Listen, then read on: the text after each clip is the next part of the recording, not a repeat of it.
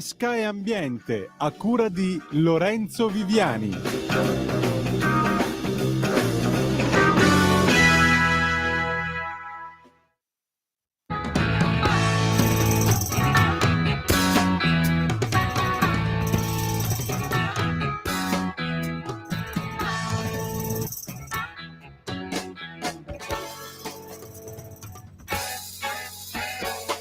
She had that Camarillo Brillo flaming out along her head. I mean her Mendocino Beano, by where some bugs that made it red. She ruled the toads of these short forests and every newt in Idaho and every cricket who had chorus by the bush in Buffalo. She said she was a magic mama and she could throw a mean tarot and carried on without a comma, that she was someone I should know. She had a snake for a pet and an amulet, and she was breeding a dwarf, but she wasn't done yet. She had gray-green skin, a doll with a pin. I told her she was all right, but I couldn't come in. I couldn't come in right then. And so she wandered through the doorway, just like a shadow from the tomb. She said her stereo was four-way, and I just love it in her room. Well, I was born to have adventure, so I just followed up the steps, right past a fuming incense stencher, to where she hung her castanets. She stripped away her rancid poncho and laid out naked by the door. We did it till we were on concho, and it was useless anymore. She had a snake for a pet and an amulet, and she was breeding a dwarf, but she wasn't done yet. She had gray-green skin, a doll with a pin. I told her she was all right, but I couldn't come in. Actually, that was very good. And so she wandered through the doorway, just like a shadow from the tomb. She said a stereo. Buonasera, a voi la linea. Lorenzo, se ci sei, batti un colpo e togli il muto al microfono. Uno. Ne batto anche due, ma sto facendo una salita in quel di Manarola, e se arrivo in cima vivo, che stanchezza. Le Cinque Terre sono meravigliose, ma diciamo che sono in verticale. Benvenuti, ben ritrovati a chilometro Questo sta zero. morendo. Morte in diretta. Dai che facciamo la radio del dolore, dai! chilometro zero. Io sono Lorenzo Viviani, dall'altra parte del microfono c'è, aspetta, non mi ricordo come ti chiami, cioè lui o non è lui, il mitico, il grandioso Antonino Danna. Bene, ora puoi esalare l'ultimo respiro. Amiche e amici miei, ma non dell'avventura. Buonasera, siete sulle magiche onde di Radio Libertà. Questo è Chilometro Zoom. Io sono Antonino Danna, questa è la puntata numero 1008 dell'anno del Signore 2025, venerdì, maggio 30. Oggi le abbiamo date così a caso. Intanto voglio salutare anche a nome dello sfiatato che sta cercando di arrivare in cima alla salita, voglio salutare e dare il bentornato alla nostra Castellana Sveva, buon lavoro. E cominciamo allora, la nostra... Aspetta, a cominciare. Avete ascoltato un pezzo meraviglioso, sentite la melodicità. Io non so se voi carpite, voi radioascoltatori, che magari non siete vezzi al mitico Frank, la genialità di quest'uomo che ha fatto questo pezzo di una orecchiabilità tranquillo, fra parentesi, con tutto un assolo di batteria sotto, ma rispetto a tanti altri che sono da fuori di testa. Quindi è questa veramente la genialità, si manifesta anche in questi pezzi che sembrano semplici, semplici non sono, ma sono orecchiabili, no? Questo era San Esatto. Bernardino. No, scusami, non era San No, Bernardino, perdonami, Camarillo era Brillo del Camarillo Brillo.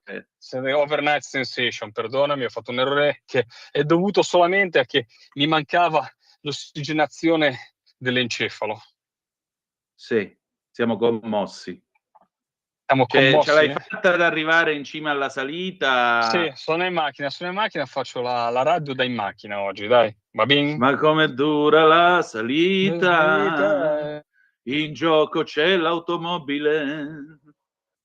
Se sei a terra, non strisciare, alzati, eccetera, eccetera. Vabbè. Scusate, ma io non mi aspettavo un inizio così agonistico di questa puntata, vi devo dire la verità. Comunque 340-670-9659 se volete dire la vostra attraverso la Zap, oppure anche adesso 0292947222, il telefono è a vostra disposizione. Lorenzo, allora, è venerdì, Ligabue aggiungerebbe non ci rompete i cabasisi, però noi in realtà i cabasisi li rompiamo in giro abbondantemente. Che settimana è stata per te? Perché ti abbiamo beccato mercoledì nel bel mezzo del Mediterraneo. Quando hai toccato terra? Hello? Is anybody in there? Per citare ancora una volta i Pink Floyd. No, mi sa che Lorenzo ora si sta attaccando a qualche bombola dell'ossigeno perché ahimè, eccolo in tutta la sua bellezza. Vediamo se lo ripeschiamo. Grazie. Ci sono. Ma allora, di cosa parlavi? Io ho un argomento. Dicevo, allora, mercoledì ti abbiamo beccato nel mezzo del Mediterraneo e vabbè, poi hai toccato terra, presumo, visto che ora sei in automobile, no? A meno che tu non disponga di un Amphicar come il presidente Johnson, però voglio dire, dovresti essere sulla terra, sei a Manarola, quindi...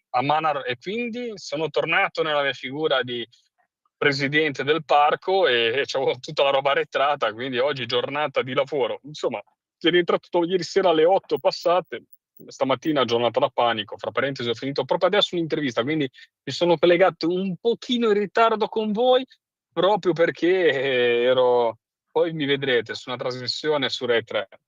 Non so quanti gli sia simpatica questa trasmissione, ma insomma, trasmissione di inchiesta su Rai 3. Oddio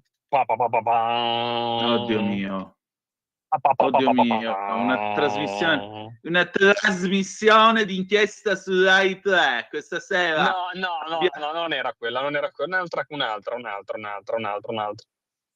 un'altra e ti lascio con la suspance. Va bene, allora io resto con la suspance e insomma, che dire di più? E a proposito di suspance, parliamo di un tema oggi che stamattina stavi parlando di taco, e io ti ascoltavo. Sì. Volevo, dato che faremo a Vivo Valencia 1 lo avremmo preso in giro tutta la vita, Trump, col soprannome di taco. Io mi immagino a 15 anni. Non so quanto diventiamo popolari con i nostri radioascoltatori che... Otaku! Sì, io mi immagino la gente che passava col motorino, lui magari che tornava da scuola con i libri tenuti nella cinghia, no? Tutto così. E quelli passavano con la Vespa truccata con la marmitta Proma. Otaku! E lui, che cazzo vuoi? Perché c'è il Trump barese, no? No, calabrese, prego, il Trump vibonese per la precisione. Vibonese, scusami, perdonami, ho sbagliato. Io mi immagino queste cose così, oppure per esempio una telefonata anonima il sabato sera. Pronto? Casa Trump, chi parla? Cercava attacco e gli chiudono il telefono in faccia, cioè cose di questo genere, ecco. Detto questo, non so come si chiuderà questa cosa. Poi leggevo che in una parte dei ricorsi sono proprio nati da gli importatori che importano ad esempio prodotti del Made in Italy, del vino, del vino francese, vino italiano. È una questione aperta. Sicuramente delegittimare le scelte di un presidente non fa mai bene a una nazione, questo indipendentemente che siano giuste o sbagliate, perché agli occhi delle altre nazioni fa la figura del tacco veramente. Detto questo, i dazi I dazi sarebbero stato un giusto spauracchio per farci svegliare un po'. Poi naturalmente fra Occidente non dovremmo, anzi forse noi dovremmo mettere su qualche prodotto americano che non rispetta le caratteristiche nostre, perché in America hai delle regole molto meno stringenti su alcune tematiche rispetto all'Europa, quindi Ma perché per io me ti i dazi stupirò. lì sono dazi ideologici e posso anche capirli, perché quando te vai in giro però e puoi combattere la deindustrializzazione del tuo paese ci stanno anche. Però io quello che metterei sono i dazi qualitativi, i dazi di civiltà. Quelli sono quelli veri, Cioè? quelli giusti. Quali Il sono fatto i che dazi se di tu, civiltà? i dazi di civiltà che non vuoi sfruttare un bambino e ti compri le scarpe che vengono dall'Indonesia, cazzo. Il dazi di qualità sono che non puoi far arrivare un prodotto che viene dall'altra parte del mondo e non rispetta la reciprocità sull'utilizzo dei prodotti, dei fitofarmaci o altre cose. È questo, dazi di qualità e di civiltà. Non sei al nostro livello, a livello sindacale, tutti i lavoratori, ti faccio pagare come un banco. Però noi ci caliamo dalle braghe davanti alla globalizzazione e ci piace comprare la roba poco, perché tutti vogliamo il telefonino. Design in California, ma fatto in Cina, ma vaffanculo va. Caps. No, Senti, ma sbaglio, dimmi se io... sbaglio. No, non sbagli, è un discorso, se vogliamo, anche molto pasoliniano, se vuoi. Mi ricordi molto Pasolini quando faceva gli interventi sul Corriere della Sera negli anni 70 e diceva che il nuovo modo di produzione, cioè il consumismo, non era stato modo di produzione di umanità, non era stato modo di produzione di nuovi valori, di nuove cose. E probabilmente quelle parole profetiche nel 1973-75 sono buone ancora adesso, perché c'è stata una globalizzazione economica, questo è vero, ma non c'è stata una globalizzazione dei diritti, tant'è che noi Bravo. viviamo in un mondo dove ci No, sono la delle globalizzazione, bravo, aristocrazie. la globalizzazione ha fatto guadagnare, ha fatto magari anche, diciamo, ha velocizzato tutto il sistema capitalistico, no? Da un certo punto di vista, ha portato anche sviluppo indiretto e anche benessere a noi, però non ha portato un minimo sì, ha portato magari un po' di ricchezza, giustamente anche dei percorsi, ma quanta ipocrisia ci siamo nascosti. Vedi, io quando parlo dell'Occidente ne parlo sempre bene, perché l'Occidente ha portato tanto nel mondo e Sì, ho voglia. sono legato veramente alle parole di Rampini, non vorrei sbagliarmi col nome, ora sono in tilt, però che sul fatto che l'Occidente non debba massacrarsi, io odio il multiculturalismo nella sua forma in cui mette le culture sullo stesso piano e secondo me l'Occidente non deve capire che ha fatto degli errori, ma ha delle grandissime anche vittorie che ha portato nel mondo e che ha permesso di arrivare a delle scoperte della medicina, al fatto che una donna non rischi la morte ogni volta che partorisce o altre cose. Quindi dico, l'Occidente non è che deve continuamente sputarsi in faccia come fa, però dietro al mondo occidentale, dietro ognuno di noi c'è un'ipocrisia che fa vomitare. Ve lo dico in primis io, perché finché non me l'ho patito con la pesca e mi sono reso conto che venivo maltrattato rispetto a un mercato che si permetteva di fare quello che voleva, io dovevo subire delle regole. Il mio prodotto doveva essere staccanovista nella sostenibilità e poi tutto l'altro pesce che veniva dal mondo ce ne fregavamo e non aveva nessun tipo di sanzione. Il pescatore o la grande imbarcazione che a strascico che devastava i fondali oceanici. Io invece dovevo essere quello staccanovista e non c'era differenziazione fra il mio pescato e loro.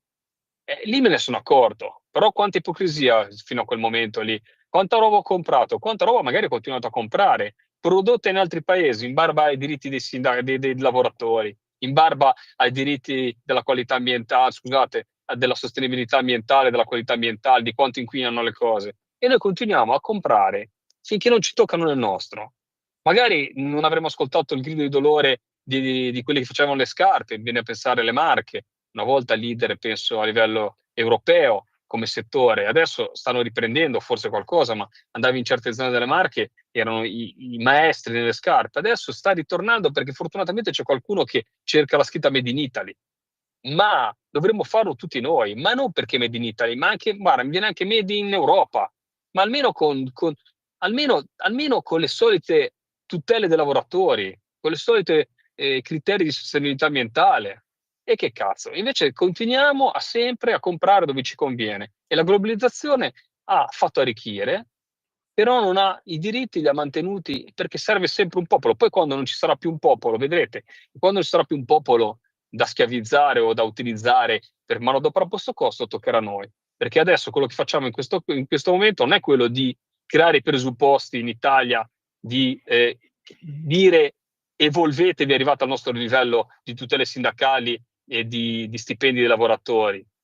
Noi cosa facciamo? Adeguiamo il nostro sistema a quello dei paesi in via di sviluppo piano piano e quindi abbassiamo il costo della manodopera e cerchiamo di essere... quindi di cosa stiamo parlando?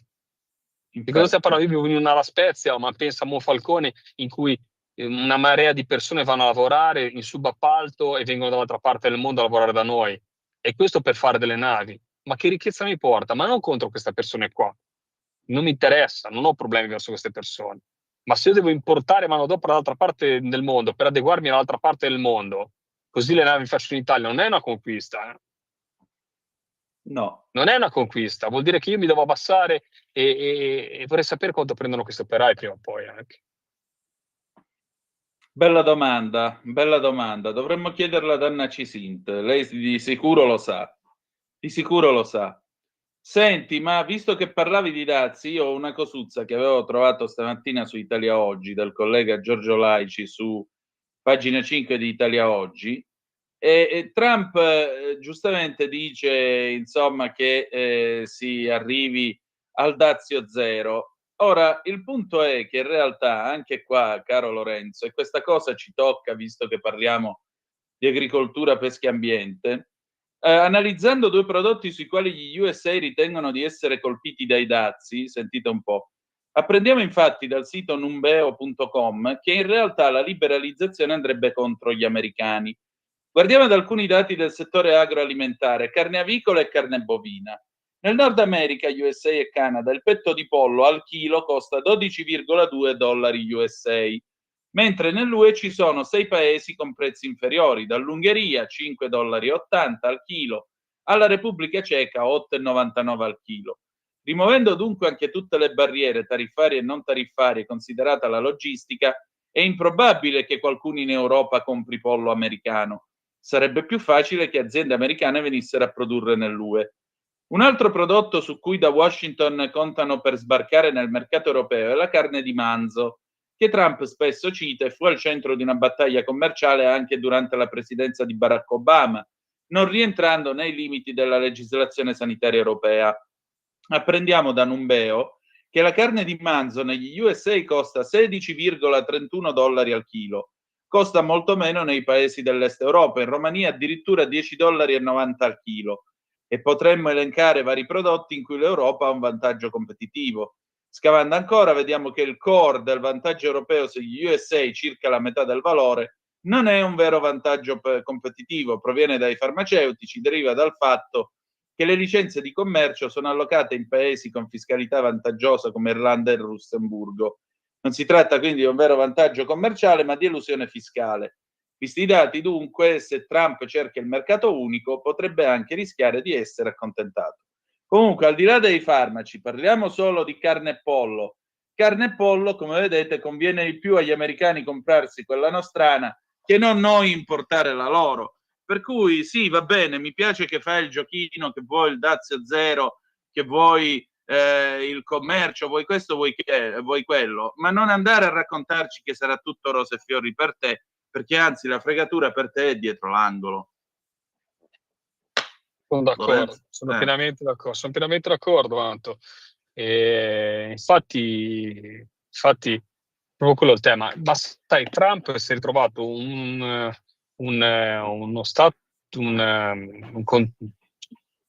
è trovato un paese, una nazione completamente deindustrializzata, non completamente industrializzata, ma verso quella strada. un paese di consumatori non può andare avanti. Adesso la ricetta è quella di lui vuole stimolare il fatto di ritornare a produrre, e questo io lo capisco, ma dovrebbe essere anche la nostra di Sì. politica, però deve cercare di capire, quando secondo me, poi io sono zero tagliato con zero, posso essere il più, diciamo, l'ultimo dei radioascoltatori che si attacca alla radio e interviene in questo caso perché non ho competenze a livello geopolitico, però deve sapere quando fermarsi, quando questo stimolo può diventare qualcosa che incrementerà, perché se mai rischia veramente che diventa uno sfottò e diventa il taco, perché poi però il fatto che comunque il mercato finanziario venga un po' messo alle strette, a me non dispiace, te lo posso dire, caro amico mio, perché No. la finanza ha governato fino adesso e governa ancora adesso tante decisioni politiche. Avere una persona, e forse guarda, è paradossale che siano sempre questi imprenditori di successo, persone che comunque non temono, che hanno il loro, diciamo, il loro lavoro, hanno costruito il loro impero, quella a minacciare il sistema. Perché diciamo che chi fa politica diciamo, è impotente molte volte rispetto a tutti questi sistemi.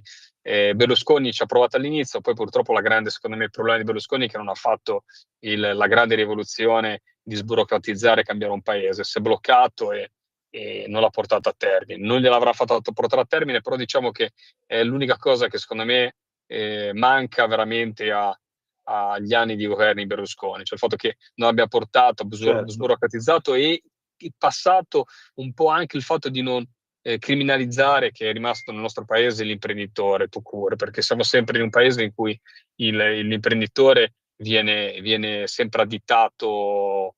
Io vi dico la verità, mi spiace dirlo, ma le partite IVA in sé le considero veramente i nostri eroi del nostro paese, perché combattono ogni mese per cercare di portare a casa